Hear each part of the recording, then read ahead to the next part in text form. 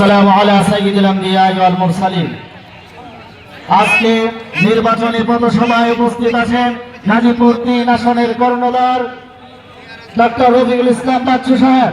আমি যুব জমিয়তের পক্ষ থেকে আপনাদেরকে একটি কথা বলতে চাই, সামনে 12 তারিখের নির্বাচন, ওই নির্বাচনে আপনারা ধানের শীষে ভোট দিয়ে বাচ্চু সাহেবকে জয়যুক্ত করে নিয়ে আসবেন, এই আশাবাদ থাকবে আপনাদের কাছে।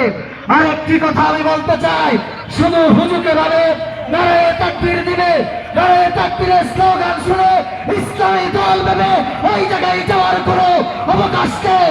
আজকে যারা বলতেছে তারা ইসলামী দল, তাদেরকে আমি বলতে চাই, আপনাদেরকে বলতে চাই, তারা বলে ইসলামী দল কখনো হিন্দুদের মন্দিরে গিয়ে তারা পূজা করে না। তারা ইসলামী দল, তারা কখনো ইসলামের পক্ষে কথা বলতে পারে না।